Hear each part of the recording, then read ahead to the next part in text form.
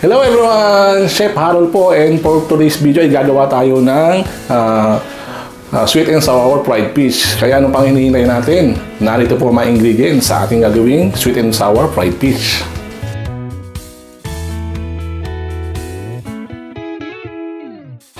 At ayan po, narito po sila. So ito po ang ating mga ingredients, yan po. And then ito po sa kabila, ayan yung mga ingredients natin nalagay mamaya. Bali, ito po ang gagamitin natin ngayon, tilapia po. Pero kung magamit naman po kayo na ibang isda, gamitin nyo po yung sibas or yung mahamur, yun po. So ayan po.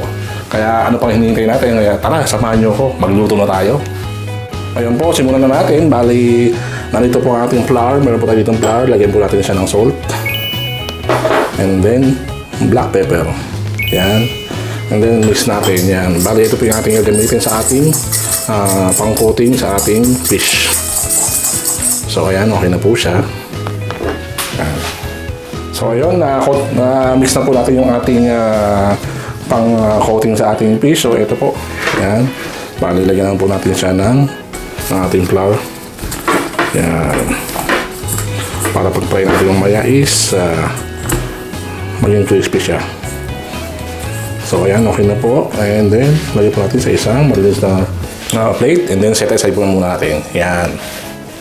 At ayan po, tapos na po tayo mag-coat ng ating fish. So ang gagawin naman natin is magpiprito na tayo. So ayan, lagyan na po natin ang ating wok sa ating stove. Yan. Yan, okay na po. And then maglalagay po tayo ng ating mantika. So yan, painitin lang po natin ang ating mantika na mga 170 to 180 degree. Yan. At ayan po, mainit na po ang ating mantika. So lagyan na po natin ang ating isda. So ayan. Yan. Bali, fry lang po natin siya ng mga 3 to 5 minutes. So until maging golden brown ang ating fish or until maging crispy. At ayan po, na-fry na po natin ang ating kabila ng isda. So, balikan rin naman po natin siya. Ayan. Kailangan po kasi natin pantay yung pag-fry. Ayan. Pag-fry na po natin siya, yung kabila hanggang maging golden brown siya. Ayan. O maging crispy. Ayan. At ayan, okay na po ang ating isda. So, golden brown na din po yung kabila. So, hanguin na po natin siya. Yan. Nilagay po natin siya sa isang lagayan para mamaya pa preparation natin sa ating pag-plating. And then, patayin na po natin ang ating stove. Tanggalin po natin ang mantika. Yan. At yan po, tapos na po tayo mag-fry ng ating isda. Siyempre, gagawa naman tayo ng ating sweet and sour sauce. So, ito po, yan. Lagay po natin ang ating wok. And then after that, syempre maglalagay tayo ng mga 2 tablespoon ng mantika. Yan. Kainitin na po natin ng bahagya ang ating mantika. Yan. Kaya mainit na po ang ating mantika. So lagyan na po natin ng ating bawang. Yan. Yan. Patay lang po natin siya hanggang lumabas yung kanyang aromatic. Yan. Yun, ang bango. Talagang pag ang bawang, pag ginigisa, ang bango eh. Mahalimuya. Ayan na. Kaya lagyan natin ang ating coriander. Ayan, after coriander, lagay tayo ng mga tubig.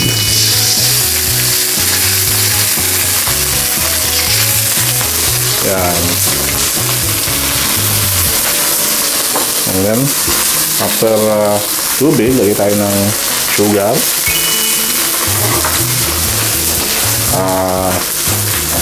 fish sauce or patis, tamarind sauce.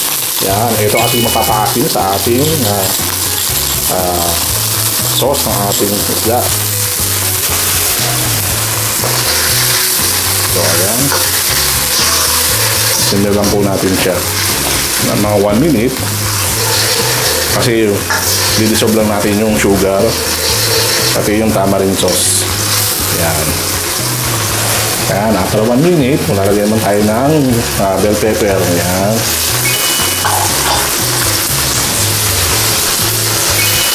Yan. After that, lagay tayo ng mango. Yan, yung hinog na mango. Bali, ang style po kasi ng sweet sauce natin is Thailand style yan. Para may iba naman po. Yan, oh. Tingnan nyo, oh. Sauce pa lang, oh. Nice. Kumahalimuyak na ang amoy. Yan. Simmer lang po natin siya ng mga 1 to 3 minutes. Yan. Yan. After 1 to 3 minutes, so lagyan natin siya ng celery pampalapot. Yan. Paluputin lang po natin ang ating sauce. Yan. Yan. Yan. Pag malapot na siya, lumapot na, pwede po natin ilagay ang ating onion leaves or onion leeks. So, yan. Mix lang po natin. And then, patayin na po natin ang ating kalan. Ang ating stove. Yan. Okay na po ang ating sauce. Sweet and sour fish fry. At ayan po, tapos na tayo magluto ng ating sweet and sour fried fish. Ang sauce, ito na po ang ating sauce. So, ayan. Okay na po siya. So, lalagyan na natin ng ating sauce ang ating sweet and sour fried fish. Yan. Yun, oh. Wow! Grabe, oh. Tsura pa lang, oh. So, ayan na po ang ating sweet and sour sauce. So, yan.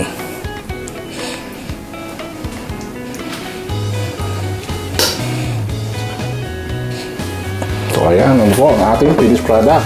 Ang ating sweet and sour sauce. Fried fish, sweet and sour sauce, and then gagamitin natin siya. Yan. So, ayan, okay na po. Luto na po ang ating sweet and sour fried fish. At ayan po, tapos na tayo magluto na ang ating sweet and sour fried fish. Siyempre, anong gagawin natin? Titikman naman po natin ang ating ginawang sweet and sour fried fish. Kaya tara sa bagyo ko, tikman na natin to. So, ayan, oh. Kuha lang po tayo dito na ating yan, sweet and sour fish. Oh, yan pa lang. Oh. Itsura pa lang. Mukhang talagang nalalasa po. Wow! Kuha tayo. Yun. Yun, oh. Talagang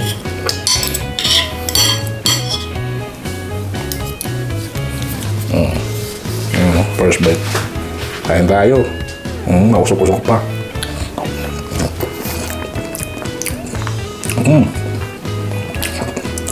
Tamang-tama po din tayo yung asin, yung tamis. Tamang-tama po tayo yung alat. So ayan, bali tendre po yung ating isda, yung ating tilapia. Napakasarap. Perfect talaga siyang pang-ulam. Ayan, oh. Samahan nyo ng gulay. Ayan.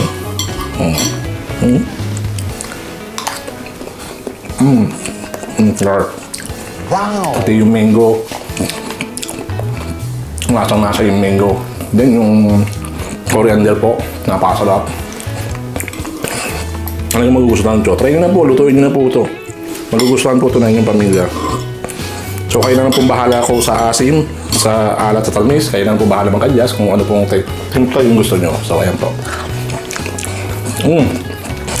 Wow!